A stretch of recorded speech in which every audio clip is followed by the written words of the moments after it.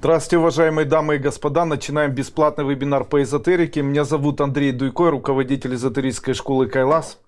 Как всегда, по пятницам я провожу бесплатный вебинар, который посвящен какой-нибудь теме, а также отдельно ответам на вопросы, которые являются для вас нужными.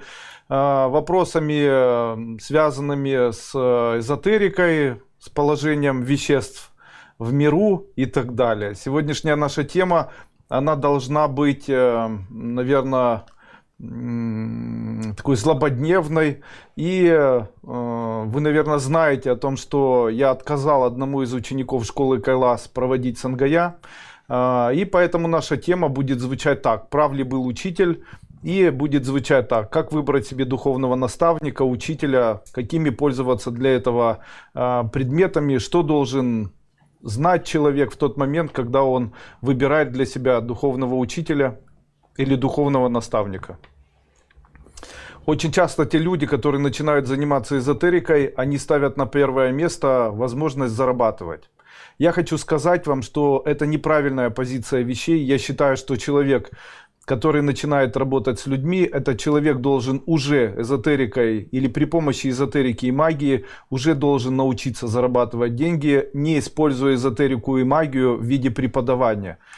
Таким образом, я хочу сказать вам, что, конечно же, мне очень важно, чтобы люди не зарабатывали при помощи эзотерики, а были уже успешными эзотериками. И в случае, если они собираются зарабатывать деньги, то пусть они зарабатывают деньги какой-нибудь работой, то есть предпринимательской деятельностью, пусть они зарабатывают на чем-то другом.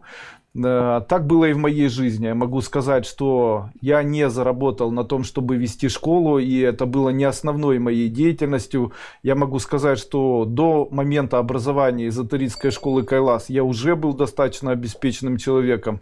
В момент того, когда я начал работать или преподавать в школе Кайлас, я начал заниматься отдельно бизнесом и занимался этим бизнесом достаточно активно, достаточно популярно, ну и в общем-то не единственным бизнесом. Почему я не каждый день провожу сангая?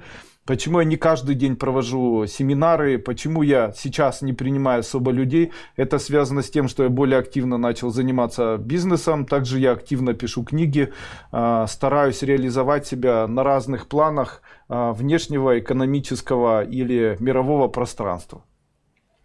И мне хватает времени. Почему мне не нравятся некоторые преподаватели эзотерики? Так как они бросают свой естественный доход и после этого рассматривают эзотерику как принципиальную возможность зарабатывать деньги. Я считаю, что это не является для человека работой.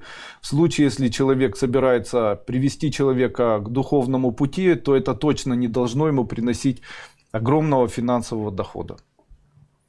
Очень часто духовные учителя, а также руководители эзотерических школ говорят такие слова. Они говорят: это мной придуманная информация, это эксклюзивные мои идеи и так далее. Я хочу вам сказать, что не нужно думать, что что-то новое кто-то придумывает. Как правило, все уже это в каком-то виде или каким-то образом уже существовало. Это, скорее всего, все уже известно. Просто это каким-то другим образом или в другом виде эта информация преподносится.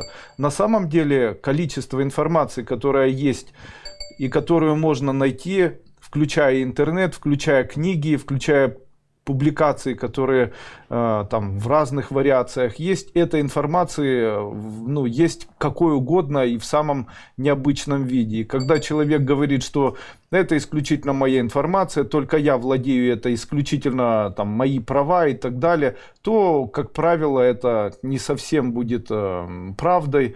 Конечно же, человек может со временем давать свою информацию. Я могу сказать, что у меня получилось давать свою информацию только спустя 6 или 7 лет чтения эзотерической школы Кайлас. Перед тем, как выбрать для себя учителя или духовного наставника, вам необходимо посмотреть на повседневную жизнь того человека, который заявляет, что он собирается быть для вас учителем или наставником. Какая у него повседневная жизнь? Знаете ли вы, какая у него семья? Знаете ли вы, насколько он здоров и счастлив? Видели ли вы, чтобы этот человек практиковал вместе со своими учениками эти знания? соответствуют ли его выводы или его заявления его жизни. Вот, допустим, смотрите, я постоянно говорю о том, что в эзотерической школе Кайлас мы можем при помощи заклинаний ездить на хорошей машине. Второе, соответствует ли это моей жизни? Соответствует. Я говорю о том, что семья должна стоять на первом месте у этого человека. Скажите, вы видите фотографии моей семьи, видите меня с моей семьей во время морских курсов, куда я их очень часто беру с собой? Ведь есть же здесь люди, которые ранее приезжали ко мне в Египет на морской курс или приезжали в Трусковец на морской курс. Вы же видели, как я общаюсь со своими детьми, я общаюсь со своими близкими. Скажите, можно ли сказать, что это может являться примером для тех людей, которые могут взять этот пример и использовать его в своей жизни, как это делает их руководитель или их духовный наставник?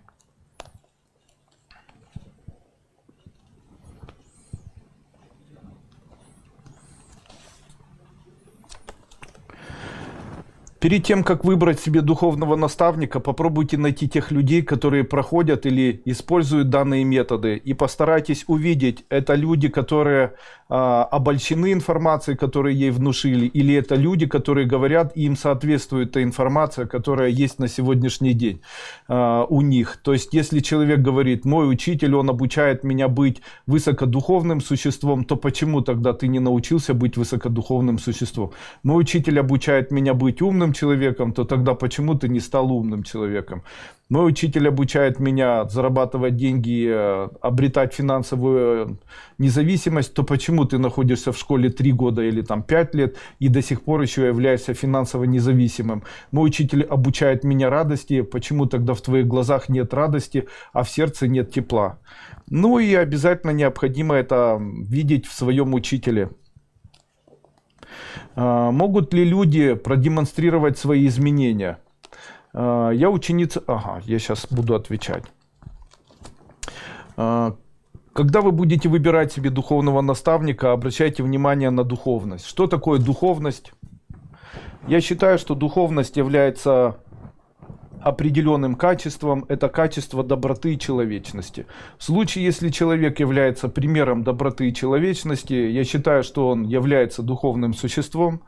Кого нельзя выбирать себе в учителя, я могу вам сказать. Я считаю, что в случае, если человек обвиняет кого-либо, ругает кого-либо, запугивает кого-либо, внушает за что-то или что-либо, а также критикует, а также кричит во время своих выступлений или в момент того, когда он общается со своими учениками или другими людьми, это говорит о том, что этому человеку не хватает духовности, так как духовность подразумевает, что человек является добрым, а также человеколюбивым.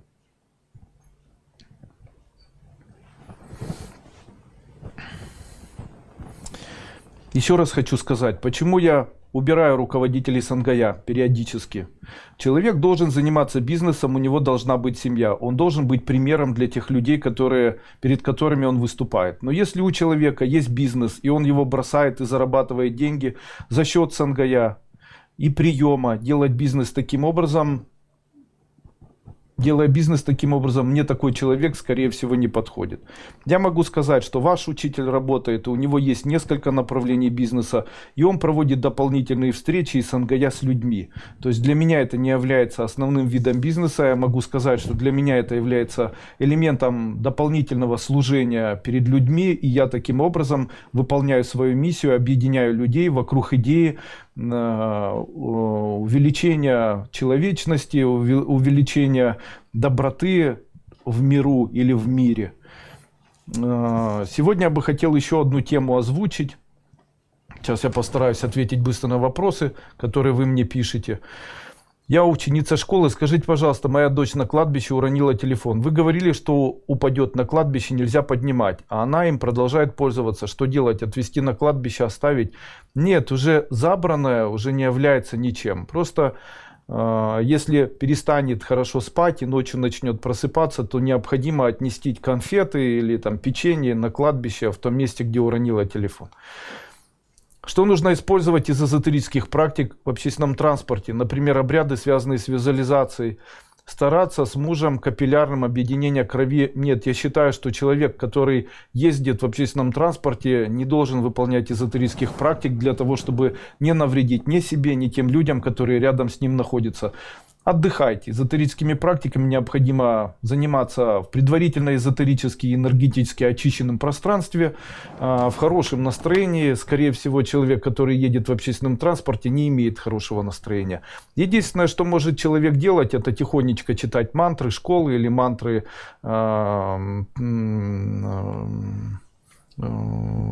прибежища школы, или читать какие-либо мантры или коды, там что-нибудь такое. Марина пишет: Андрей Андреевич, добрый вечер. Андрей Андреевич, в одном из видео YouTube вы рассказываете, как человек сбросил очень сильно свой вес с помощью гомеопатического массажа и семинара эзотерической гомеопатии. Просмотрев семинар, так и не нашла этого массажа. Если можно, подскажите, пожалуйста, может этот массаж в этом семинаре имеет другое название. Я, к сожалению, уже не помню. Я посмотрю этот семинар. Вы мне можете этот вопрос написать на следующем эзотерическом вебинаре. Я могу посоветовать вам использовать такой метод для того, чтобы быстро похудеть. Очень важно для человека иметь определенное намерение. Намерение для эзотерика является частью его эзотерической магии или магической эзотерики. Намерение — это то, что человек хочет. Таким образом, когда человек говорит, вот как проявляется намерение. Женщина ко мне пришла и говорит: Андрей Андреевич, здрасте, здрасте. Я очень полная. Ну, я очень полная, и такое ощущение у меня создается, что я поправляюсь даже от воздуха. Что мне есть, скажите? Так вот, я хочу сказать, у нее намерение есть поправляться от воздуха.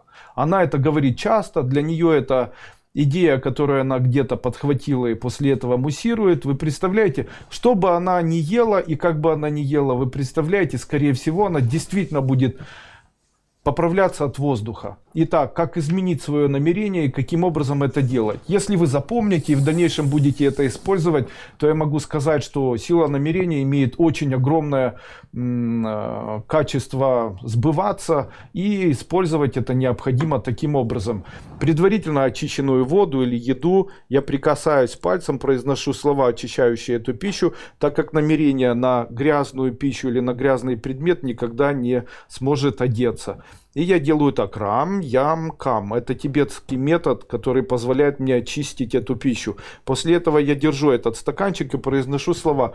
Вот сейчас выпью этот стаканчик воды и похудею на килограмм. Но не стоит так говорить. Необходимо говорить: сейчас я выпью стаканчик воды и похудею на 100 грамм. Таким образом, принимая каждую пищу, которую вы будете принимать, употреблять в пищу, произносите вот эти слова, предварительно очищая эту пищу. И я обещаю, вы, скорее всего, уже через некоторое время, скорее всего, на протяжении 2 недель, сможете увидеть, как вы очень быстро начнете худеть. Почему? Часть нашего поправление или часть набора веса исключительно связано с тем, что человек имеет в себе определенную программу, которую он себе каким-то образом внушил.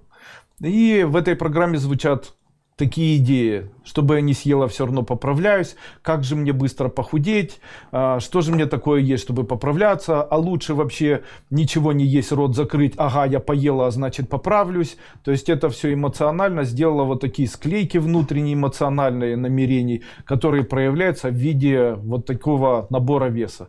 Естественно, для того, чтобы это разрушилось, вы можете использовать тот метод, который я вам сейчас показал.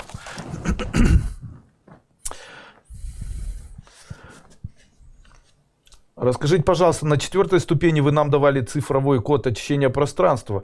Если его рисовать на стене маслом в каждой комнате, будет ли он действовать, если запечатывать пространство, разрушаться по каким-либо причинам? Ну, то есть сам по себе. Нет, нарисовав такой код очищения, он будет служить очень долго. Большое спасибо, вы наш ответ, поддержку. Вы, конечно, всех не помните. Я 20 лет ухаживаю за лежачей мамой. Елена Ибах. Прочитала по 108 раз, припутав и тряв сык, заказала рекомендованные вами ТФ препараты. После ваших слов поняла, что да, это мое предназначение. Ваша ученица 2-й новой ступени, буду учиться дальше. Всех вам благ, здоровья, Соне и вашими замечательными детьми. Спасибо большое. Пожалуйста, подскажите, если я заключу договор с бабушкой и мамой моего зятя, это будет на нем отображаться? Нет, не будет, только с ним. Являюсь ученицей школы, недавно закончила 3-ю ступень. Сейчас сделаю, просмотрите, пожалуйста, хочу начать собственное успешное дело. Какое направление конкретно? Никак не могу сделать первый шаг. Зубанов Анатолий, 36 лет, оплачу $50 за ваше внимание, уважаю. Покупайте фрукты, делайте из этих фруктов сушеные фрукты. Также делайте из фруктов пастилу. Сделайте это своим бизнесом, у вас будет очень хорошо получаться. Также продавайте специи, покупайте их в большом количестве, фасуйте, делайте из специй и соли разные присыпки. Также можете делать аджички, будет у вас все это получаться. Я ответил. Что делать, если от природы я эмоциональная, по каждому поводу волнуюсь, меня никак не отпускают такие состояния подолгу, мне трудно быть расслабленной, ни о чем не париться. Я сегодня об этом скажу, но перед этим раскроем вот такую тему. Я недавно прочитал такую информацию. Один из выступающих, вернее услышал такую информацию в YouTube. Один из выступающих говорил, что онкологическое заболевание является заболеванием, которое имеет свою первопричину. Этот человек говорил, что онкологией болеют люди, которые что-либо сделали плохого в жизни, не могут никак покаяться. Также это люди, которые там, не имеют внутренней веры. Это люди, которые делали что-то плохое, или сделали что-то плохое человеку, или там этим людям сделали что-то плохое и так далее. И после этого этот человек сказал, что самое важное, чтобы человек нашел в себе эти первопричины и так далее. И тут же у меня вопрос такой возникает. То есть распространенное мнение, которое озвучивал этот человек, что все имеет какой-то гештальт, все имеет какую-то первопричину. Даже Будда Гаутама говорил, что если есть следствие, обязательно где-то находится первопричина.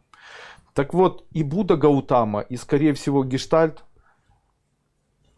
мнение о том, что все имеет первопричину, скорее всего, не очень правильно соотносится с темой онкологии. И вот такая история. В моей жизни был такой случай. Одна женщина, которой 58 лет или 65 лет, я уже не помню. Эта женщина была директором театра. При этом она в 19 или в 20 лет вышла замуж за мужчину, который был первым мужчиной в ее жизни. Родила 3 детей от этого мужчины, 3 мальчика. И после чего мужчина, когда исполнилось ей там 50 лет, этот мужчина был пилотом вертолета, и он погиб. Остались дети, она этих детей растила. Я могу вам описать эту женщину. Она очень человеколюбивая, интеллигентная женщина. Она всю жизнь очень хорошая. Она помогала детским домам, она всегда поддерживала театр, она за свои деньги этот театр отстраивала, когда были 90-е годы, не позволила этому театру распасться, всегда поддерживала артистов, всегда поддерживала училище театральное. Во всех городах маленьких распадались театры, она все делала для того, чтобы это существовало, никогда не отказывалась от искусства, никогда не отказывалась от того, чтобы преподавать культуру, вела бесплатно лекции, сама она занимается дополнительно еще живописью, очень хороший, очень необычный, очень прекрасный человек. Ее очень хорошо знают, к ней очень хорошо относятся. Она не пьющий человек, она никогда не употребляла наркотиков, алкоголь. Насколько я помню, она еще и вегетарианка, то есть она особо не употребляет там мясную пищу. Она такая высокая женщина, сильная очень. И выросли у нее такие же дети, очень интеллигентные, очень хорошие, устроились они на хорошую работу, смогли получить хорошее образование. 2 старших сына, экономическое и математическое, а младший сын, насколько я помню, экономическое, логистическое, начал работать в логистической компании. За несколько лет смог себе приобрести машину и квартиру. У этого ребенка, ее сына, он с самого детства, там, с 3 лет появилась девочка в садике, он в нее влюбился, и они дружили весь садик, и после этого школу, и в 10 классе или в 11, когда закончили школу, сразу же при поступлении в один институт они женились. На 3-м курсе у них родился ребенок. Вы представляете, на 3-м курсе у них родился ребенок, очень чистые дети. У той девочки тоже родители очень хорошие. У них родился ребенок, у этого ребенка на 4-м месяце диагностировали заболевание онкология головного мозга, опухоль 7 сантиметров. Но если здесь говорится о первопричинах, то тогда скажите, где искать первопричины того, что у ребенка появилась опухоль? В этих детях, что же они такого совершили, что можно было сделать этим детям, которые жили в маленьком городе? Я очень подробно общался с этими людьми, старался просмотреть их судьбу. Я вам говорю, максимально вот с этим мальчиком, ну максимально, что он сделал плохого в жизни, но это нечаянно велосипедом переехал лягушку. Он даже курицу сам своими руками никогда не убивал. Уже говорить о чем-то таком страшном. Детей он никогда не обижал в школе к нему всегда хорошо относились, он не ругался особо из интеллигентной, очень хорошей семьи, там никого не обижал, в школе к нему очень хорошо сверстники относились, многие из них очень откликнулись, практически все, в тот момент, когда выяснилось, что у ребенка онкология. Помогли ли ребенку? Помогли, все в порядке. Просто почему? У девочки аналогичная ситуация. Девочка очень такая теплая, очень красивая, родители очень интеллигентные, отец работал инструктором или работает инструктором в частной компании, которая выпускает электроды. Мама там достаточно очень такой яркий человек по жизни, тоже всегда жила с одним и тем же мужчиной, от прошлых браков детей не было, очень такой теплый, очень интеллигентная семья, правда не знаю, кем ее мама работала. В семье у них было тепло всегда, знаете, хорошие отношения. Мама, насколько я помню, даже музыку преподавала, по-моему, или там пианино, или потому что у них там пианино в доме, я видел, как ее мама играет, да, музыку преподавала. И тут такое горе. Можно ли сказать, что они были верующими? Ну, нельзя сказать, что они были фанатами верующими, но каждый из них крестил детей своих. Когда были праздники, они обязательно ходили там на Рождество в церковь, ходили на Пасху. Иногда, если были какие-то там мелкие праздники, иногда ходили там в воскресенье. Я могу сказать, что там и причащались, и где-то детей к этому как бы сподвигали и так далее. И тут такое горе. Ребенок родился с онкологией мозга. И родился или появилась. И тут такой вопрос. Наверное, каждый из нас может это сказать, что у него была такая ситуация, когда он видел, что очень хорошие люди, прямо очень-очень хорошие люди, и вдруг они начинали болеть онкологией. Почему эти люди болели онкологией? Почему хорошие люди очень часто начинают болеть онкологией? Почему очень верующие, очень добрые, очень человечные, очень хорошие, очень золотые, пример обществу, прямо пример для всех людей, которые проживают на земле, почему эти люди начинают болеть? А теперь ответьте мне на следующий вопрос. Скажите, кого больше из людей, проживающих на планете Земля? Больше людей, которые больше среди людей, которые ругаются матом, или те, кто изъясняется там спокойно? Скажите, преобладание зла в этом мире или преобладание доброты?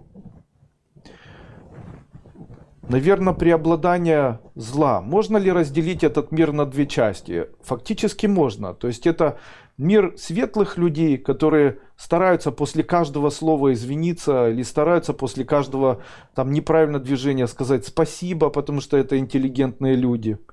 Проявляют свою теплость по отношению или теплоту, человечность по отношению к другим людям.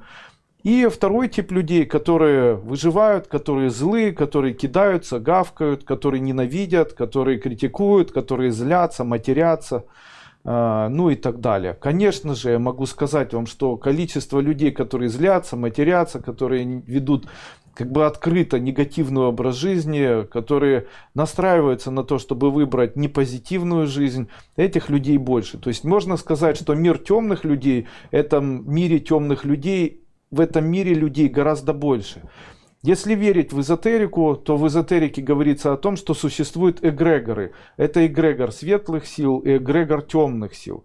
Так вот, в случае, если есть эгрегор темных сил, то когда в абсолютно чистом мире, среди абсолютно чистых хороших людей, в абсолютно чистых семьях рождаются абсолютно чистые дети, как ангелы, то в случае, если эти дети вырастут в этих семьях, то эти дети могут быть примером для общества, которые могут проявиться в дальнейшем как элемент борьбы с темными силами или элементом борьбы с элементами вот такого темного мира. В случае, если темный мир замечает вот таких вот светлых людей или замечает людей, которые могут быть победителями зла, то очень часто именно темные силы делают все для того, чтобы прекратить этому человеку в дальнейшем жизнь. Таким образом, такие люди или такие дети могут быть просто теми светлыми существами, которые в дальнейшем могут быть захвачены этими темными силами и разрушены.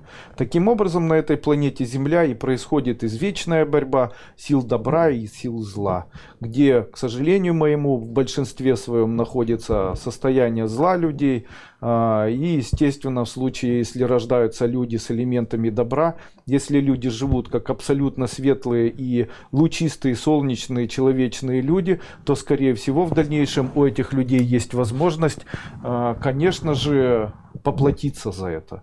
И, наверное, вы видели это в своей жизни, как это всегда происходило. Именно поэтому я очень часто говорю такие слова. На пути к духовности или на пути к тому, чтобы стать высокодуховными существами, на пути человеколюбия, проявления доброты, иногда создавайте элементы зла. В этом ничего плохого нет. Поэтому можно там ругаться иногда, поэтому можно иногда совершать какие-то совершенно нелепые поступки, которые точно не совпадают с тем, что я говорю в доктрине философского направления в нашей школе. Такое тоже может быть.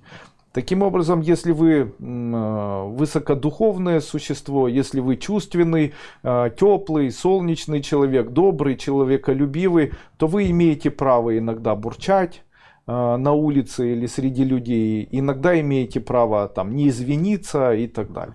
Сегодня ко мне приехала женщина, эта женщина говорит мне: Андрей Андреевич, я очень добрая, я стараюсь контролировать в себе элемент доброты, я взращиваю внутреннюю духовность, но я воспитываю 2 мальчиков, у меня муж как сын, и я не знаю, что делать, я очень нервничаю и потом начинаю их ругать.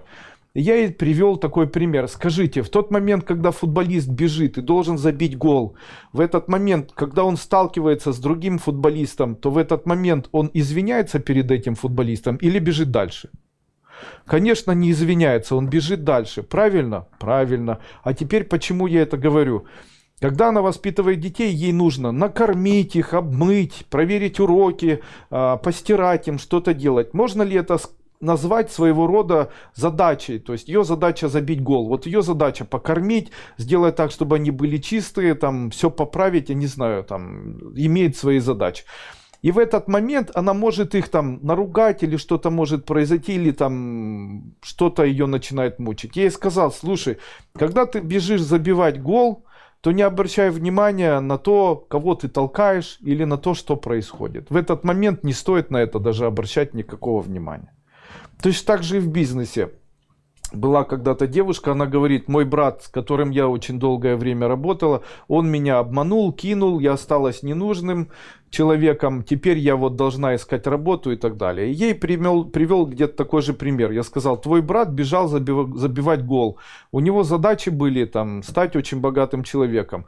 И когда он тебя толкнул, для него это незаметно, он не успел ни извиниться, ничего не сделать. Ты просто оказалась за... Победителей не осуждают, а ты оказалась просто уже в другой команде. Поэтому сделай свою команду, придумай свою игру, забивай свои голы. И не требуй от него, чтобы он там перед тобой извинялся, что-то делал. Это его судьба. Если он поступил неправильно, все равно его внутренние чувства, все равно его внутренняя совесть, она расставит все на свои места. Или расставит все по своим местам. Ты же от того, что ты очень долгое время нервничаешь и переживаешь по этому поводу, становишься человеком нечистым. Я даже ей тогда привел пример такой и сказал: скажи, как пахнет человек, который 1 день не моется? Она говорит: ну, так себе. А скажи, как может пахнуть человек? Дальше я у нее спросил: скажи, как пахнет человек, который... пахнет человек, который год не мылся? Она говорит: ой, наверное, очень пахнет. А сколько ты сейчас обижаешься? Она говорит: я обижаюсь год. Так вот, эзотерически или магически, человек, который обижается день, пахнет как человек, который 1 день не мылся. А если человек обижается целый год, то он пахнет так эзотерически, как будто он целый год не мылся. Скажите, рядом с таким человеком будет приятно находиться? Отвечаю сразу, нет. А к этому человеку захотят там садиться на руки дети? Нет. А этого человека захотят энергии любить, там энергия денег, энергия любви. То есть к этому человеку будет что-нибудь липнуть? Нет. А на работу его возьмут? Как же возьмут на работу человека, который пахнет, как будто он год не мылся? Эй, люди, хорош обижаться, а то вы пахнете нехорошо, энергетически. Я когда-то даже давал практику такую, я обучал учеников нюхать энергетический запах другого человека. Так вот, представляете, что можно унюхать, если человек год целый на кого-то обижается? Ой, наверное, можно такого нанюхать.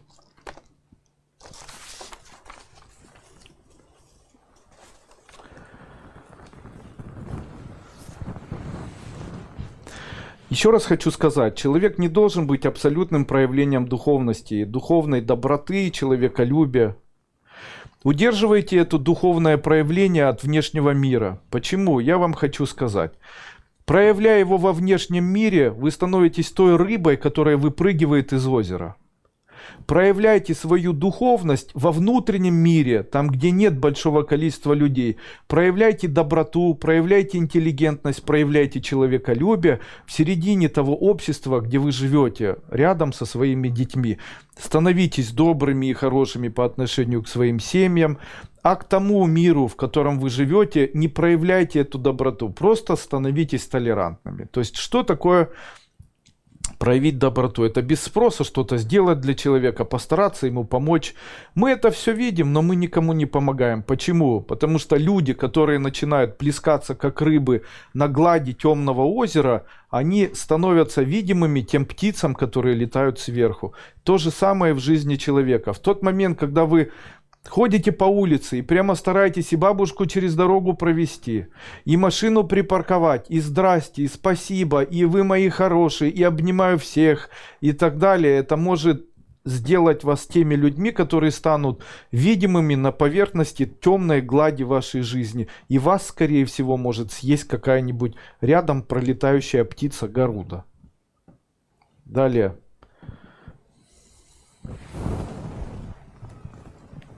Есть эффект такой, называется эффект птичьей семьи или собачьей семьи. Вы когда-нибудь видели, когда рождаются щенки и мамочка щенков начинает их кормить, то в случае, если один щенок начинает скулить, то остальные начинают его пихать и кусать. Также и у птиц, в случае, если находится какой-нибудь цыпленок, который ведет себя, там хромает на одну ножку, там падает, то остальные его начинают заклевывать. Также и у голубей, вы представляете?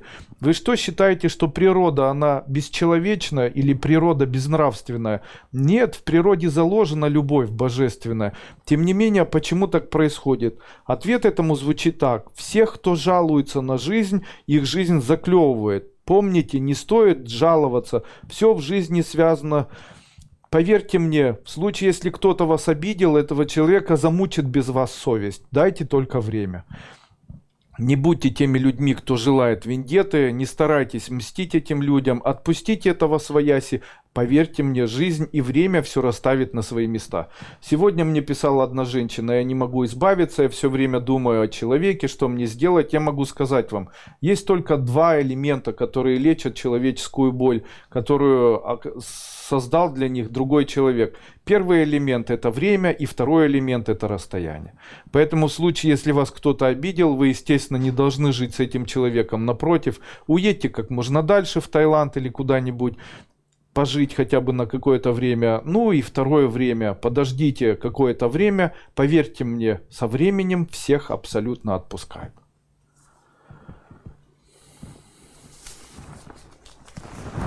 Так, чуть-чуть на вопросы отвечу.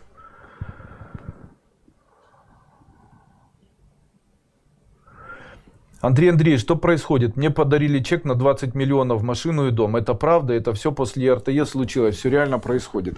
Такое произошло в свое время с одним из мужчин. Их очень много, этих чеков раздается, миллионы чеков. Каждый день, чтобы вы понимали, в интернете раздается 200 миллионов чеков по 200 миллионов. 200 миллионов чеков по 200 миллионов с вашей фамилией. Также я могу сказать, что я был когда-то у своей сестры, ей принесли почту, и в этой почте было письмо. Она его раскрыла, и там было, в деревне она жила, и там раскрыли эту почту, развернули конверт, и там был чек. На нем было написано: уважаемая госпожа, и дальше было написано их фамилия. Мы вас поздравляем, вы получили чек на 20 миллионов долларов. Все, что вам необходимо, это только написать письмо и так далее.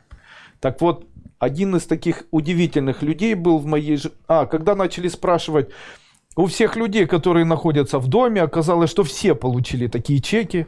Все в деревне получили такие чеки, а также все соседи получили такие чеки. В общем, все получили. Вот теперь давайте посчитаем. Если 200 миллионов чеков раздается по 200 миллионов, то где столько денег взять? Кто это такой вдруг богач, который вдруг и дома дарит, и чеки, и так далее? Зачем это делается? Идея всегда одна и та же. Она выглядит следующим образом. Ко мне как-то приехал из Запорожья мужчина, которому приехал такой чек. И он клюнул, то есть он созвонился и списался с тем человеком, который находится, и дальше начинается, в Нидерландах. Он поехал к этому человеку, увидел, что этот человек живет в своем доме, ему показали там обязательства какие-то и сказали, что да, действительно, вам чек этот передан, но теперь для того, чтобы вы этот чек получили, вам необходимо заплатить первое, страховку. Страховка будет стоить 20 тысяч долларов. Скажите, это много или мало? Много, наверное, но перед 20 миллионами мало. Естественно, он продал дом, машину, но вместо алых роз он купил все-таки вот эту страховку, отправил ее туда. После этого сказали: нет, к сожалению, это не все. Дело в том, что вам сейчас отдают это все только в случае, если вы еще заплатите судебные иски. А это судебные иски были из-за того, что судился такой же человек, которому там, и вы теперь должны, кто победит, тот и будет. И каждый раз придумывались для него какие-то истории. Это все стоило 5 тысяч долларов, 3 тысячи долларов, там, вексель получить 3 тысячи, страховку 20 тысяч, еще что-то 8 тысяч, еще что-то 5 тысяч. И он пришел ко мне и говорит: Андрей Андреевич, я в одном шаге,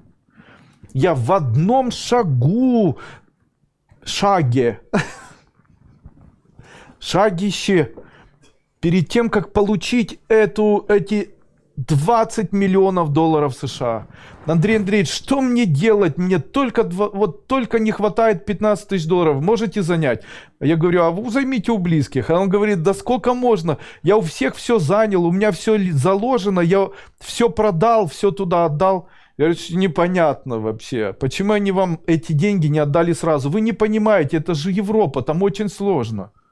Как очень сложно? Я знаю, что с Европы мне присылают деньги. Если было бы это 20 миллионов на мое имя, написали бы нотариально мне. Он говорит: да, это сейчас вот как раз нотариально мне будут писать. Оказалось, что нужно на нотариальное и нотариальным поднотарить.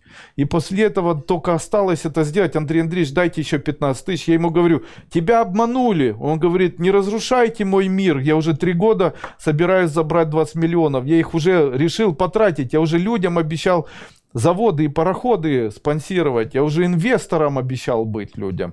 Я говорю: ну вот можешь уже не обещать, знаешь. Если у тебя денег нет, то и спроса никакого с тебя. Он говорит: ну как же, я вам не верю. Чем закончилось? Нужно продолжать рассказывать или не стоит? Вторая женщина была у меня. Знаете, каждый день, прямо. Каждый день, ежедневно, ежеминутно, ежесекундно женщины пишут мне какие-либо письма. Там: Андрей Андреевич, я хочу с вами поделиться, у меня удивительная история. И история одна и та же. Значит, самая смешная была такой. Приехала ко мне женщина, такая полненькая, с большой губой, нижней, маленького роста.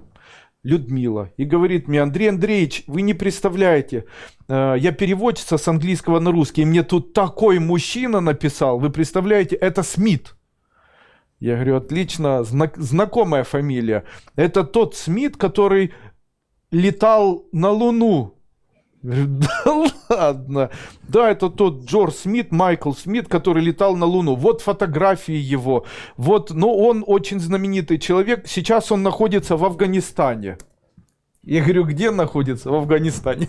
Зачем ему быть? Он мне такие письма пишет. Он написал: Людмила, я вас так обожаю. Я еду к вам в Киев, но мне для этого необходимо. Я сейчас прохожу, я здесь в Афганистане, разруливаю мировой конфликт, который есть во всем мире, спасаю человечество от ядерного взрыва, ну там и так далее.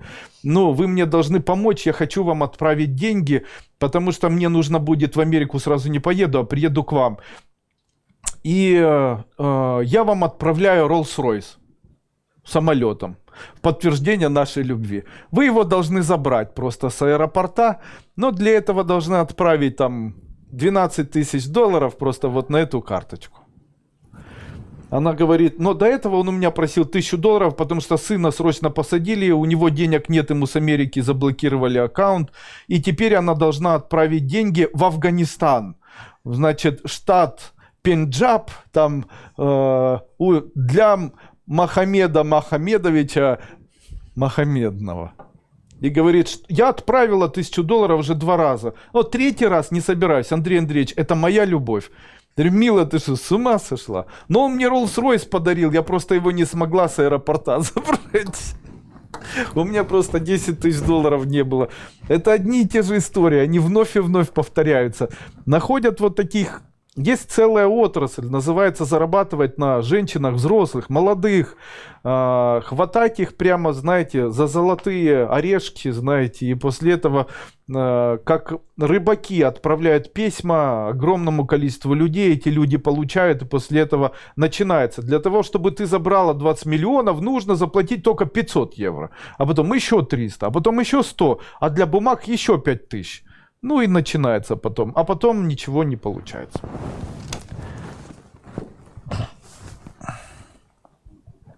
Спасибо за то, что вы делаете. Встречалась с парнем 2 года, он критикует, воспитывает, часто ругаемся. После очередной ссоры парень не хочет выходить со мной на связь. На данный момент живем в разных странах. Я переживаю за наши отношения, как перестать волноваться, отпустить плохие мысли. Стоит ли возвращать такие отношения? Нет, не стоит, забудьте.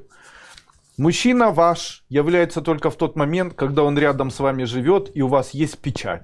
Мужчина не ваш в тот момент, когда этого ничего нет. Поэтому вы в одной стране, он в другой. Между вами было просто интимные, допустим, отношения. Не рассчитывайте на этого человека, не думайте о нем. Ищите, вы свободный человек, не ограничивайте себя в свободе, живите как хотите. Спасибо за помощь, вы меня вдохновляете, даете надежду на лучшее. На данный момент я как будто потерялась, прошу прощения за вопрос. Безнадежная женская тема, очень хочется семью и детей. Очень хочется, чтобы вы подбодрили меня. Яна, я обещаю, что скоро в вашей жизни появится мужчина. Невысокий, круглолицый, кучерявый.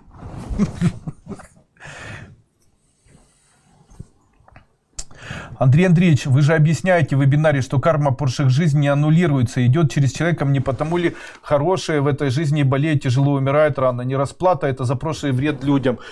В том числе и это как одна из разновидностей. Но бывают и вот такие моменты, когда человек выходит и становится очень высокодуховным, проявляя высокую духовность на тех людей, которые вокруг него, не скрывая ее. Это проявляется в том, что везде извините, и везде спасибо, и везде всех поддержать, и везде всем быть хорошим, и везде для всех быть прямо подстилочкой и прокладочкой. И после этого происходят вот такие нюансы. Я прошла первую бесплатную практикаю Сангая. Вступила, разрешите войти в круг. Только на РТЕ разрешаю входить в круг. Подскажите, очень хочу реализоваться в жизни. Подскажите, в каком направлении двигаться.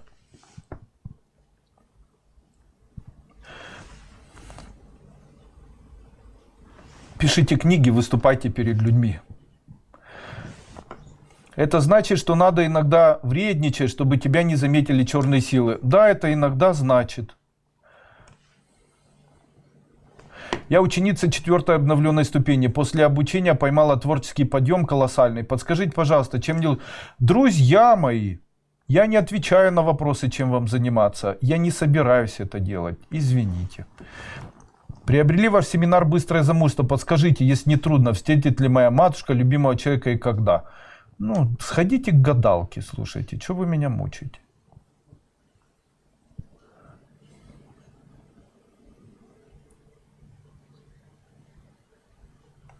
Может ли ученик школы иметь два духовных имени? Не может. Также я хочу сказать, что когда вы берете у меня одно духовное имя, после этого второе духовное имя, то вы аннулируете духовное имя и возможность его получения на протяжении нескольких лет. Поэтому вот у вас сейчас два духовных имени, можете расстаться с обоими, ни первое, ни второе, скорее всего, с вами работать теперь не будет. Вот так. Надо получать одно. Если я пока прошла только бесплатную первую ступень, могу купить СНГ? Будет работать? Будет работать. Дальше, раз вопросов нет.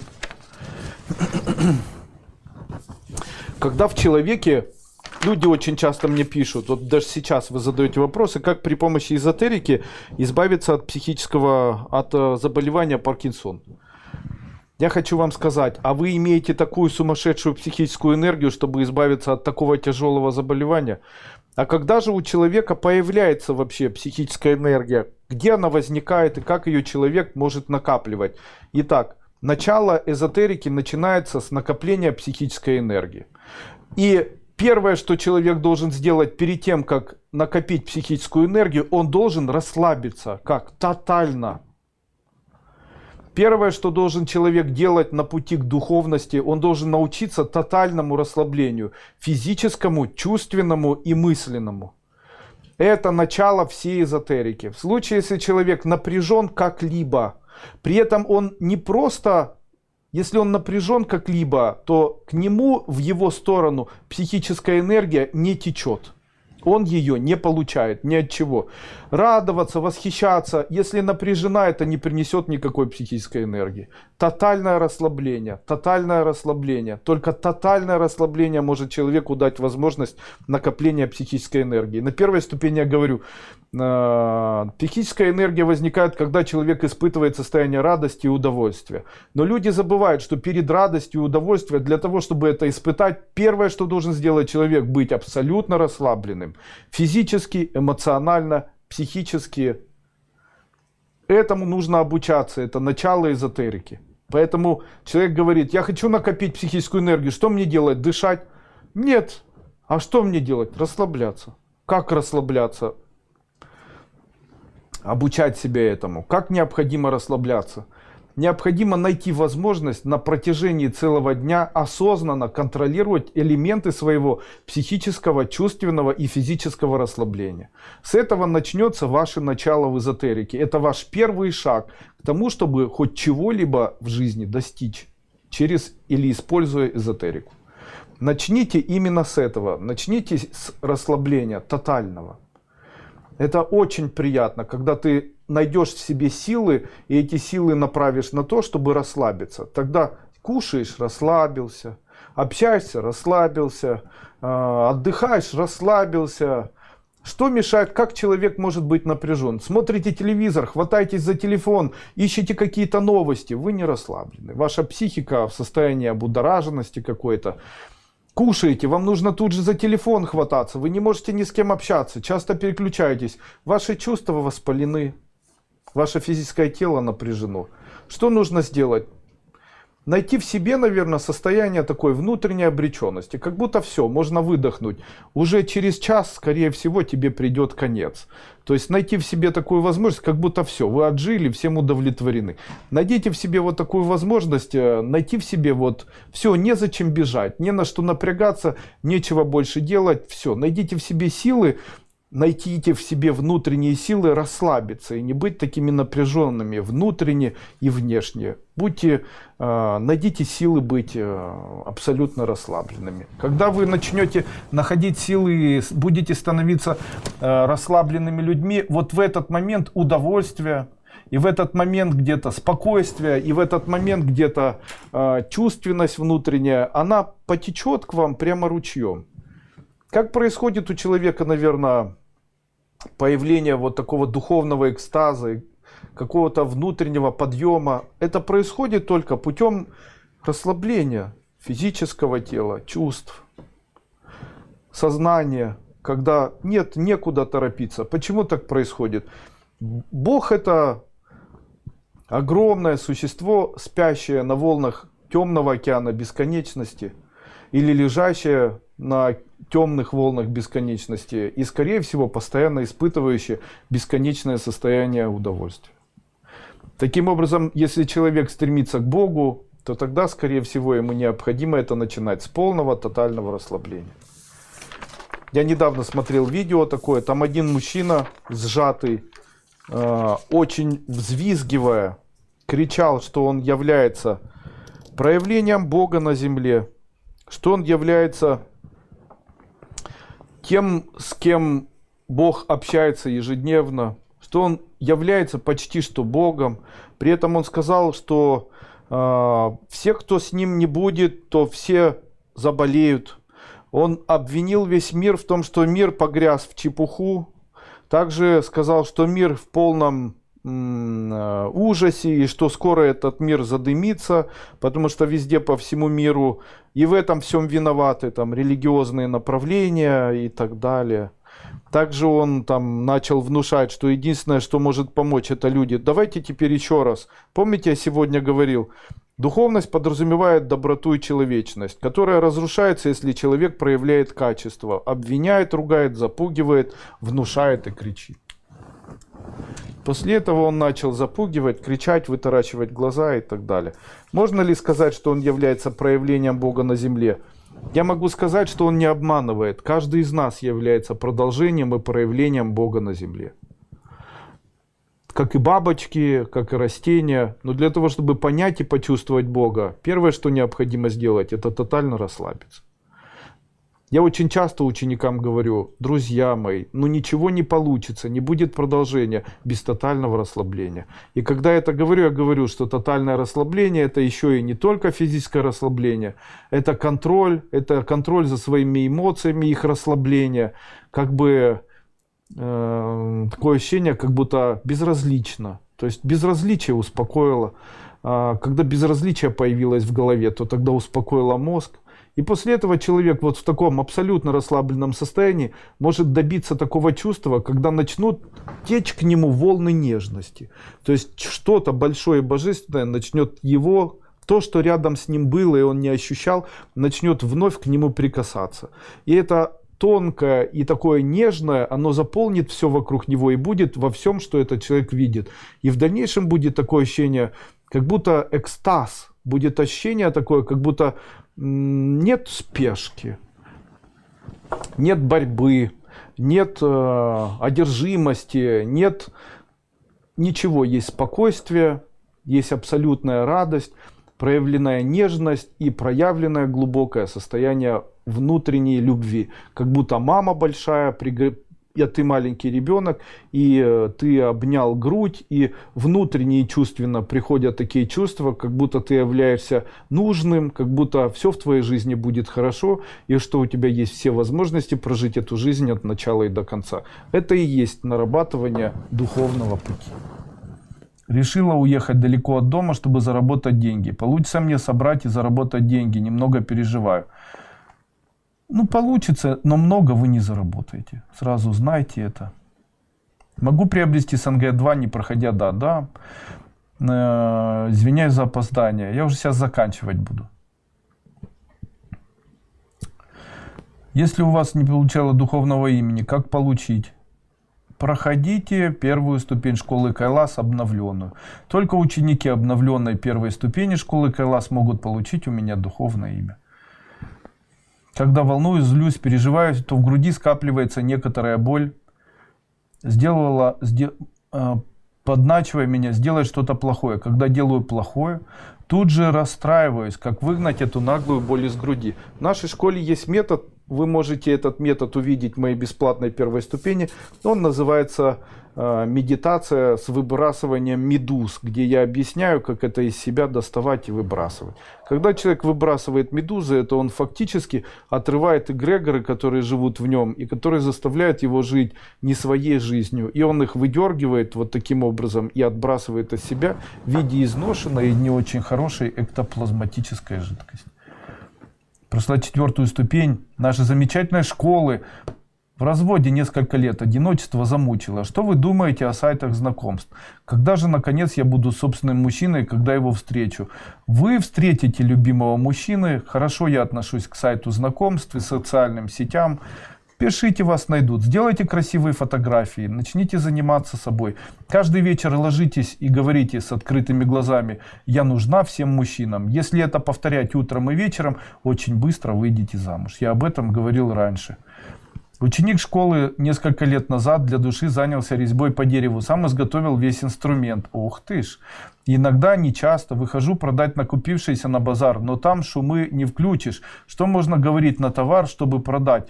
И получится ли приобрести хобби в основной заработок? Конечно, у вас очень красивая резьба, смело можете продавать, вы сможете это продавать, просто не продавайте дешево.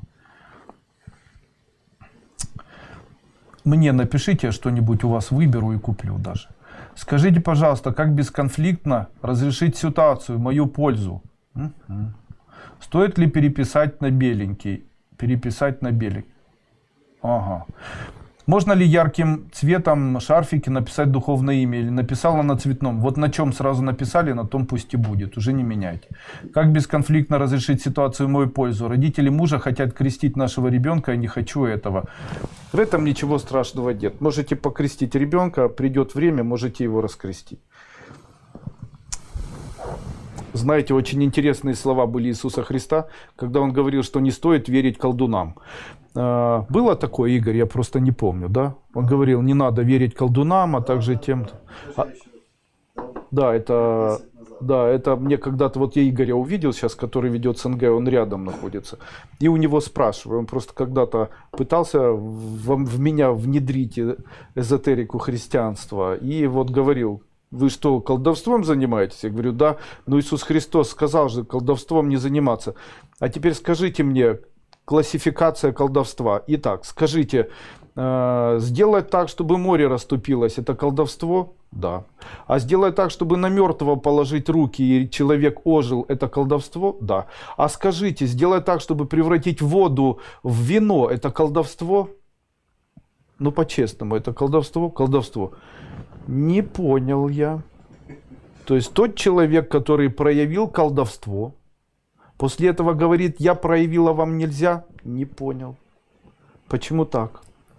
То есть если человек сам проявил колдовство, то почему он запретил его проявлять всем остальным? Тоже непонятно. Или с верой, или женщина одна пишет мне, Андрей Андреевич, вы должны покаяться, а также принять на себя кровь Иисуса Христа, и только кровью Иисуса Христа можете исцелять. Я хотел ей дать людей. У меня есть около 100 людей, больных онкологией. Пусть она кровью Иисуса Христа исцелит этих людей, которые больны онкологией. Я ей об этом написал. После этого она сказала, что эти люди должны покаяться. У меня есть 100 людей, которые каятся, и им не лучше от этого. У меня одна женщина была, она такая верующая была, что прямо с Библией так и умерла от онкологии кишечника. В возрасте, не дожив до 40 лет. 2000 лет мне не доказали правдивость религии. Помогите советом. Не могу уже целый год вылезти из болезни. Не могу найти доктора, который поможет. Мне кажется, что я чувствую негатив вокруг. Как помочь себе?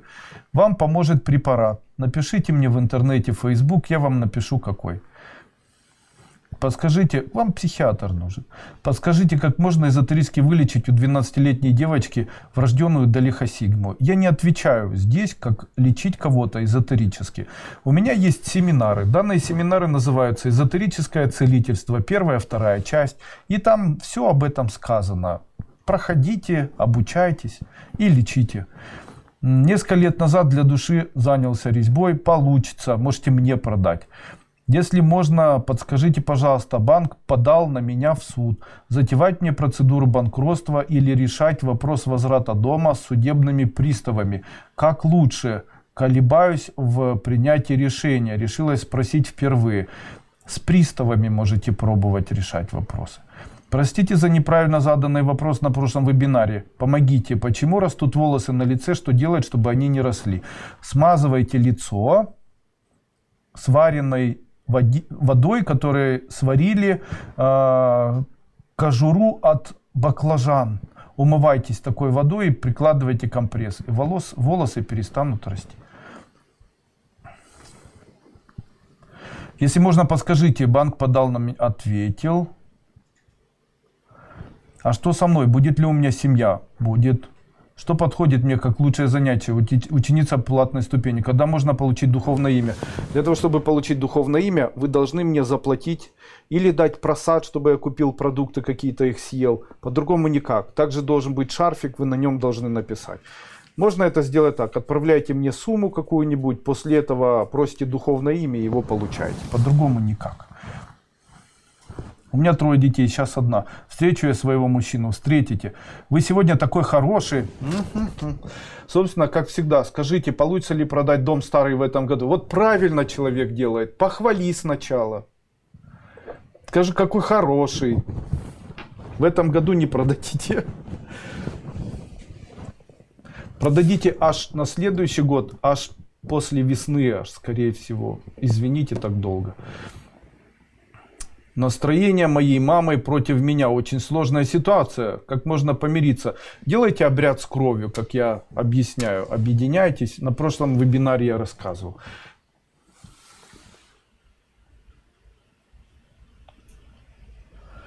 Здравствуйте. Скажите, пожалуйста, на морском курсе получили духовное имя. На платочке оно стало выцветать. Можно ли самостоятельно переписать? Нет, на этом платочке попробуйте его еще раз обвести. Старайтесь этот платочек не носить. Спрячьте его и пусть лежит.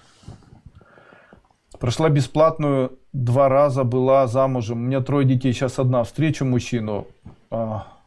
Так, где мои кубики? Раз у нас сегодня остальное количество времени будет посвящено ответам на вопросы, я буду пользоваться кубиками.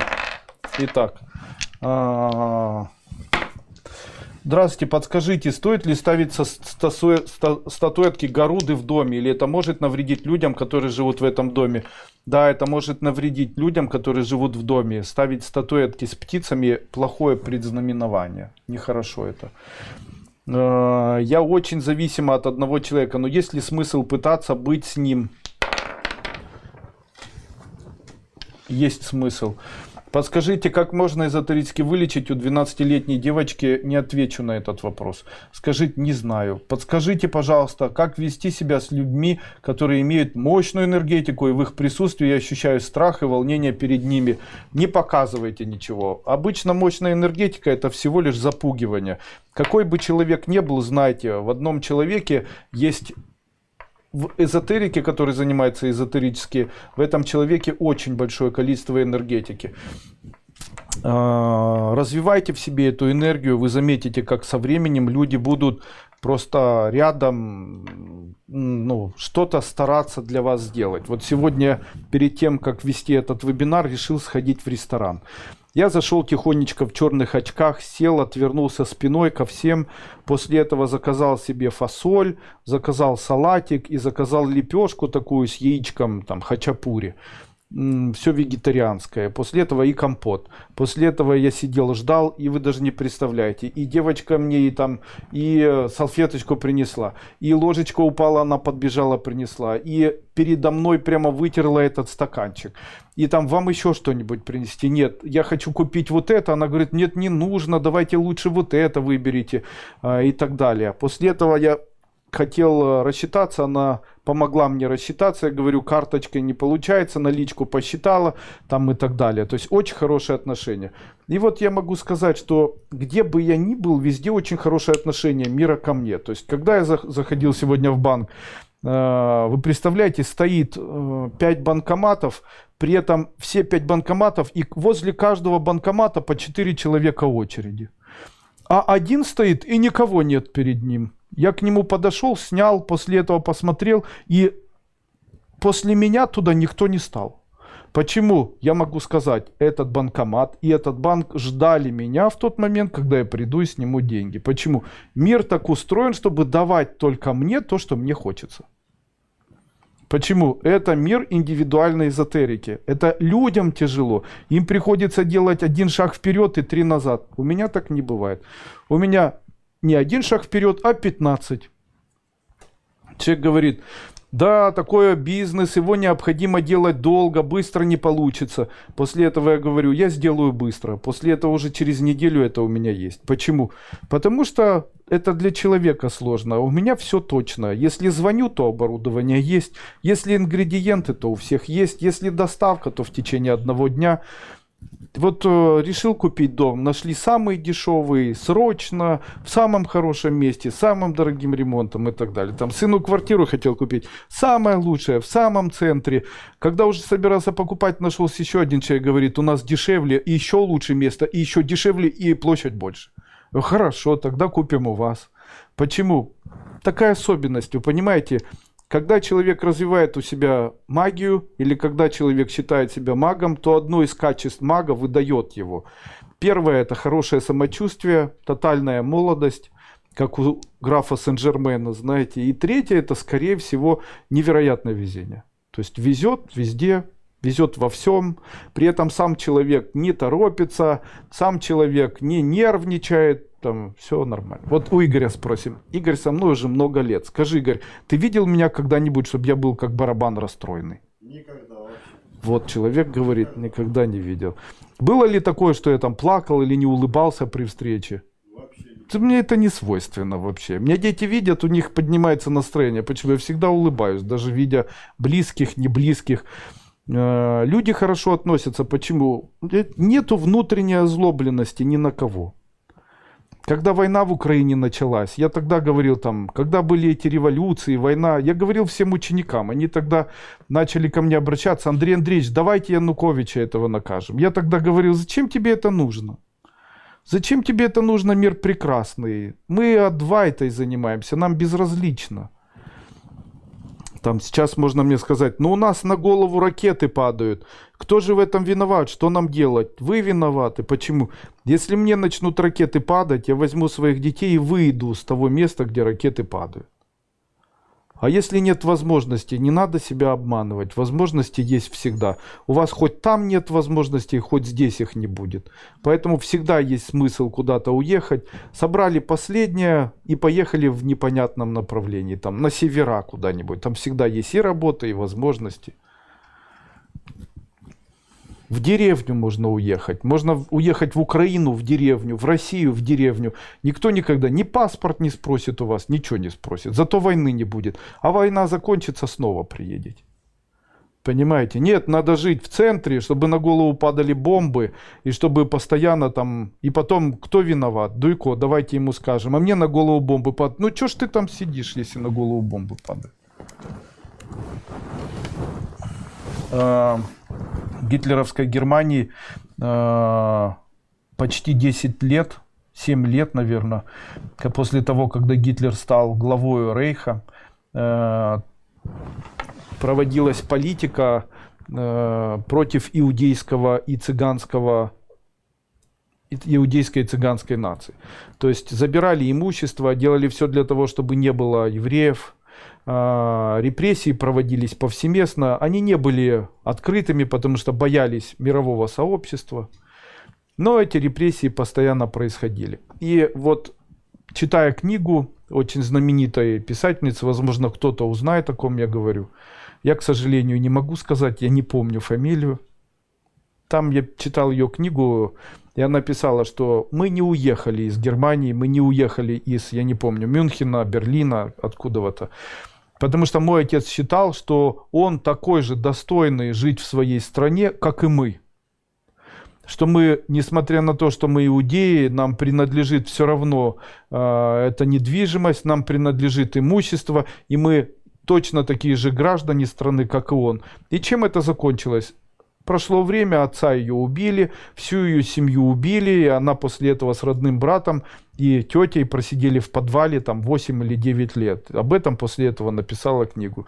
И что вам сказать, что в этом хорошего было? Правильно ли поступал человек? То есть он что сделал? Что ему необходимо было сделать? Беречь имущество? Или свою жизнь и жизнь близких? Если завтра здесь упадет бомба, то первый, кто отсюда уедет вместе со своей семьей, буду я. Я вам скажу, а если не будет возможности что-то забрать с собой, я поеду так. Почему? Потому что самое главное это семья, и самое главное жизнь семьи, и самое главное это близкие. И мне будет все равно. Я не являюсь не...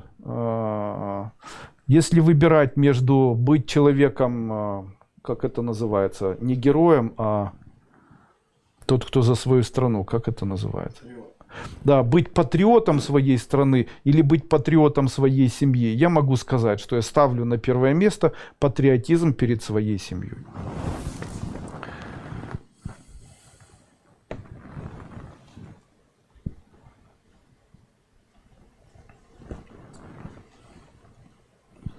Можно ли заниматься сангья рано утром 4 в любое время? Да. Просад для духовного имени, также для учеников платный? Да. По образованию экономист, хочу сменить род деятельности. Меняйте. Подскажите, подключат ли наш дом к отоплению? Отрезали незаконно. Подключат.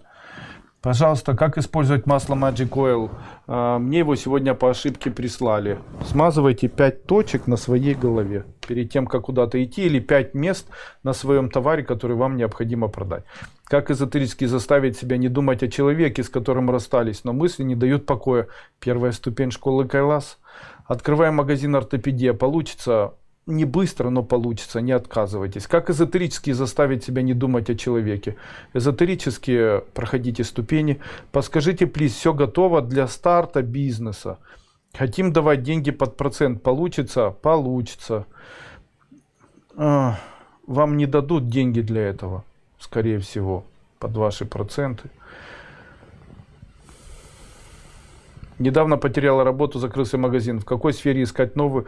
Ну что, раз вы задаете вопросы гадального характера, то на этом нужно уже заканчивать. После 8-го круга РТЕ все кругом такие добрые, улыбающиеся. Если начинаю сердиться в силу обстоятельств, раз, два, не замечаю, как все сердитость прошла. Это так здорово, Андрей Андреевич. Хочется все время радоваться. Внутри так приятно и тепло, такое удовольствие. Да, так и есть. Пожалуйста, что делать, если человек покончил с собой, психически здоров, не пил, не жил в семье, работал? Это не единственный такой вариант, когда человек просто может покончить жизнь самоубийством. В моей жизни это часто случалось среди, в том числе, моих близких и даже родных людей. Это происходит на фоне психического заболевания, затянутой депрессии. Очень часто люди борются с внутренней депрессией. Внешне они абсолютно здоровые, и внешне никак это не сказывается. Со временем эта депрессия может одолеть, и человек может наложить на себя руки. Это частое явление. Можно ли увидеть внешне депрессию? В случае, если это мужчина или мужчина взрослый, определить у него депрессию или увидеть ее практически невозможно. Он вести может себя нормально, там, может просто иногда отказываться от еды, иногда очень начать рано вставать, допустим, лег там в 12 часов ночи и встал там в 4 утра, сел там, курит или смотрит телевизор, после этого там покушал, при этом там полноценно работает, общается, не молчит и так далее. В это время его мучают панические атаки, мучает его депрессия, появляется усталость, и после этого появляются суицидальные намерения, идеи, и после этого в один момент может покончить жизнь самоубийством. Были ли такие случаи? Множество таких знаю. Какой вы замечательный во вторник на РТЕ.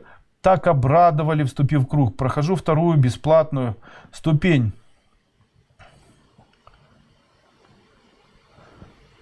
Хотелось бы побольше по пошиву одежды. Почему-то мало. Подскажите, что можно сделать. Ха-ха-ха-ха-ха. Вам недостаточно первой и второй ступени. Я понял. Скажите, я даю коды бесплатные для увеличения материального благополучия. Давайте я сам отвечу. Да. А даю вам заклинания. Они выложены бесплатно здесь на моем канале. Андрей Дуйко, официальный канал. Тоже скажу да. А скажите, есть мантры, которые я выложил бесплатно, которые можно просто слушать, которые увеличивают материальное благополучие? Да.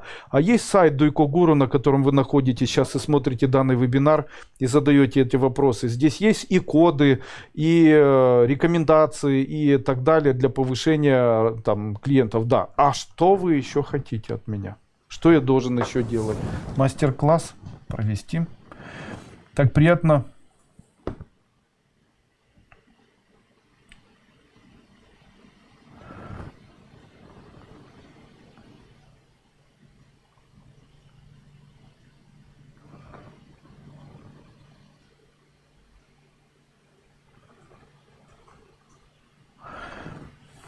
Уважаемый Андрей Андреевич, у молодого человека 21 год во сне на лбу образовались 5 точек типа укусов, живет на 10 этаже.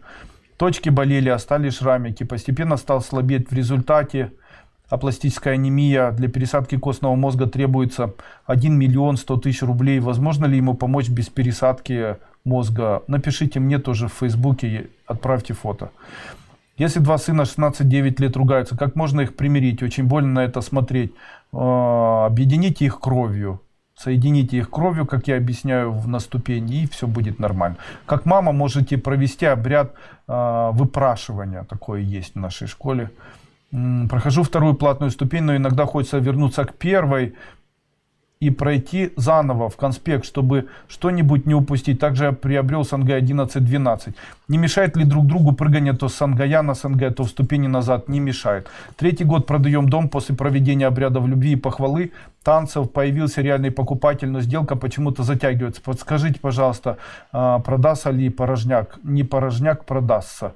Какие практики нужно сделать после 4-й обновленной ступени? Практики 4-й обновленной ступени. Ваша ученица, ваши мантры, коды приобрела Сангая. Ответьте, получится ли создать семью с хорошим мужчиной? Получится создать. Прошло множество Сангая, осталось ночевать у меня, и ей снились женщины, много женщин. Одна из них зеркалом шла на шее во сне. А мне никогда ничего не снится. Что это в квартире? Еще я могу встретить достойного мужа. И когда у меня появится стабильная работа? Смотрите. Вот здесь вот у нас лежат кнопка, написана «Поблагодарить Адуйко». Нажимаете ее, после этого отправляете туда хоть какую-нибудь сумму, и после этого меня насилуете. А вот так просто так предсказывать ваши судьбы и что-то делать, ну, к сожалению, я не имею просто права. Вы для меня совершенно чужие люди. Эти вопросы задают люди совершенно не школы, знаете. Там. То есть вы считаете, что пройдя бесплатно 2 ступени в интернет, вы имеете право теперь меня использовать. Я понял. Очень грамотно. Согласен. То есть он записывал эти Сангая. Ура, давайте его теперь будем бесплатно юзать. Ну что, сегодняшний наш вебинар получился. Сегодня я постарался раскрыть такие темы, как выбрать себе духовного наставника-учителя. Я прочитаю все цитаты, о которых я сегодня сказал. Не нужно думать, что что-то новое. Скорее всего, это уже известная информация, которую дает человек. Просто передается она под другим соусом. Второе. Повседневная жизнь учителя. То есть по-другому, когда вы выбираете себе духовного наставника, смотрите за повседневной жизнью этого человека, посмотрите, хотите ли вы ему подражать, какая у него семья, насколько этот человек здоров и счастлив, практикует ли он свои знания, соответствует ли он этим знаниям, чему он обучает, соответствует ли это его жизни. То есть, если он обучает быть богатым, богат ли он. Если он обучает там, эзотерическим практикам там, развития сновидения, умеет ли это делать. Ну и так далее. Старается ли он для своих учеников. Предан ли он своим ученикам, своему направлению? Соответствует ли этому? То есть, смотрите, когда я говорю, что школа, Кайлас, там, говорю об этом направлении, о философии, говорю о кодах и так далее. Я же не преподаю в этом всем, там, допустим, астрологию, не привожу сюда Веру Хубилашвили, чтобы она вела астрологию там, перед вами и так далее. То есть, я соответствую своему направлению, правильное, неправильное, стараюсь полностью соответствовать этому направлению, за что ученики получают. Почему? Очень часто люди, когда начинают вести Сангая, начинают потом говорить мне: Андрей Андреевич, или я смотрю их Сангая, и они об этом не знают. И смотрю, люди придумывают сами практики, после этого начинают говорить совершенно не то, что есть в школе. После этого я перезваниваю и говорю, что этого делать не нужно было, выполнять свои практики и придумывать не нужно было. Почему? Потому что у нас есть соответствие нашей школе, и там есть уже все, придумывать ничего не нужно. Общение между теми, кто практикует учение. Есть ли среди этих людей те, кто может продемонстрировать изменения? В нашей школе создана группа, которая есть в Facebook, называется Дуйко Кайлас и РТЕ. 15 тысяч человек или около 15 тысяч человек. Эти люди между собой общаются. Также есть группы в Вайбере, в Телеграм, в WhatsApp и так далее. Есть в Одноклассниках, ВКонтакте. Сейчас есть группы в потоке.ком. Таким образом, можно сказать, что количество людей, которые пишут там, достаточно много. Если бы появлялись люди, которые хотят написать или сделать что-то плохое, они бы это писали к радости. За 10 лет рождения школы таких людей немного. Но если такие люди, они всегда будут находиться. Всегда будут находиться люди, которые будут иметь другую точку зрения. Конечно же, всегда будут находиться люди, которые будут иметь другую точку зрения. Почему я это говорю? Необразованность, вы представляете? Когда человек говорит, нет, никакой эзотерики не бывает. Но везение существует, да, одним везет сильнее, другим нет. Это бывает, бывает. Но если везение существует, разве это не является эзотерикой? Или человек говорит, нет, этого не может быть, как ты мне сможешь доказать? Ну вот смотрите, вот сейчас рядом с вами нет же рояля и пианино. Ну нет же, правильно. Но это же не значит, что музыки не существует. Музыка же существует, несмотря на то, что рядом с вами нет музыкального инструмента. Ну вот рядом с вами нет музыкального инструмента, и человек говорит, докажи, что музыка существует. Как вы докажете? И вы ему начнете свистеть. Он скажет, это свист. Начнете петь, он скажет, это ужасно. Если это музыка, то я не хочу знать больше музыки. Но музыка же бывает разная, она может быть прекрасная. Духовность подразумевает доброту и человечность. Если человек выбирает себе духовного наставника и учителя, то должен обратить внимание, обвиняет ли этот человек, ругает ли он людей, запугивает, внушает, кричит, использует методы манипуляции. В случае, если это присутствует, то тогда такой человек вам не нужен. Также я объяснил, почему я убираю руководителей Сангая. Я начал рассказывать о том, что человек должен заниматься бизнесом, должна быть семья, и человек должен являться примером. Если у человека есть бизнес, после этого человек бросает этот бизнес, приходит в школу, начинает вести Сангая, принимает людей и делая на этом бизнес, то мне такой человек в школе не подходит. Почему? Необходимо брать пример со своего учителя. Ваш учитель работает, у него есть бизнес, несколько направлений бизнеса. При этом он проводит дополнительно встречи, он делает это бесплатно, а также проводит платные Сангая. Почему люди болеют онкологией? Я сегодня сказал, как бы одно из направлений того, что человек может болеть онкологией, заключается в том, что этот человек может быть очень светлым человеком. И для того, чтобы не быть таким светлым, нет необходимости стараться проявлять свою человечность, доброту, максимально проявляя ее во внешнем мире, когда вы находитесь, как рыбы, выпрыгивая на глади темного озера. То есть, когда вы едете в маршрутке, не нужно там и спасибо, и пожалуйста, и там и я вам помогу, и давайте. То есть, вы этим мешаете себе и можете очень-очень разрушить себе судьбу. Человек не должен быть абсолютным проявлением духовности и доброты. Удерживайте ее от внешнего мира, проявляйте ее в своем внутреннем мире и по отношению к своим близким максимально.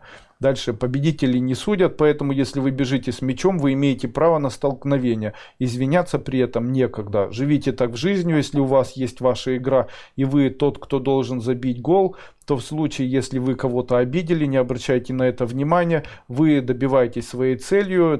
Эта цель всегда во время того, когда человек бежит забивать гол, ему некогда извиняться. Далее, все, кто жалуется на жизнь, у этих людей жизнь всегда ухудшается, потому что существует принцип заклевывания. Не нужно жаловаться, все в жизни связано с совестью, она мучает людей, даже если вы в это не верите.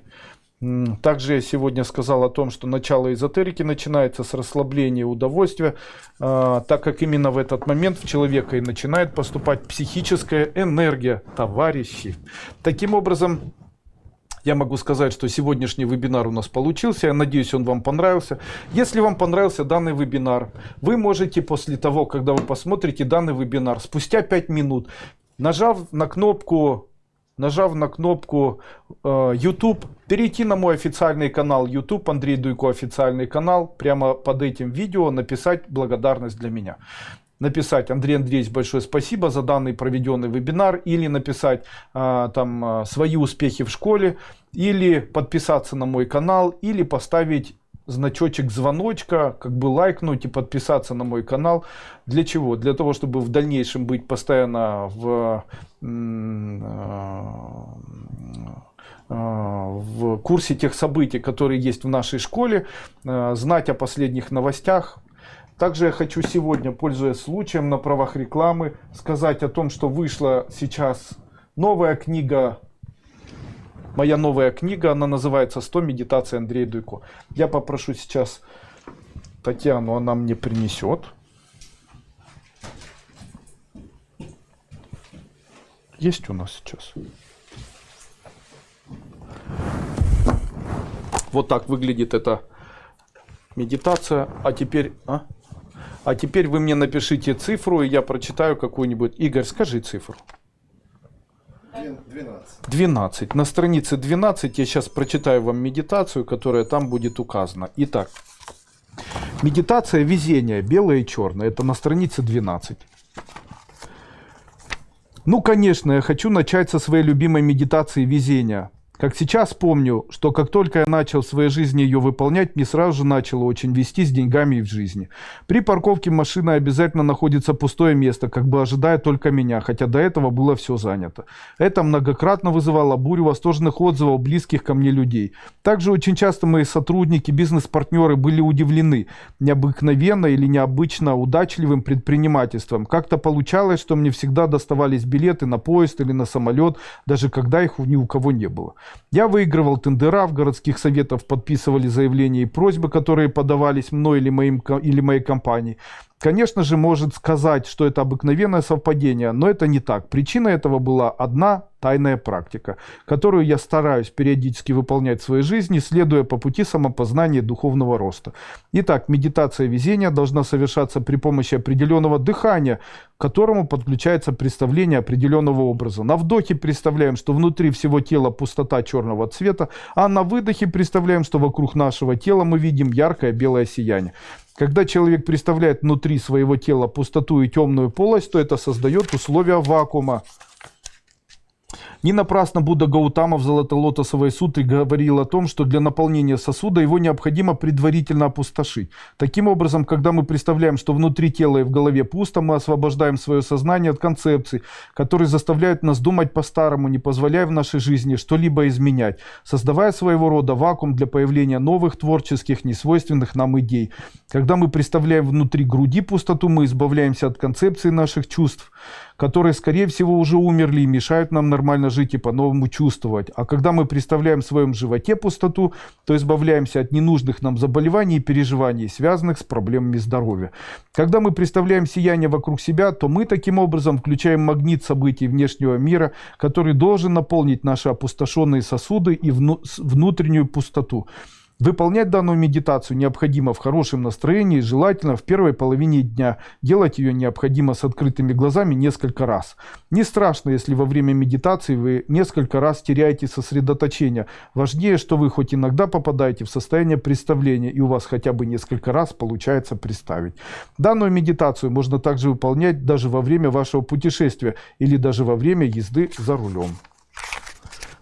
Ну, вот такая получилась у нас медитация. В данной книге, она называется «100 медитаций Андрея Дуйко», описаны мной выполнение 100 медитаций. Очень интересная получилась книга. Почему я ее написал?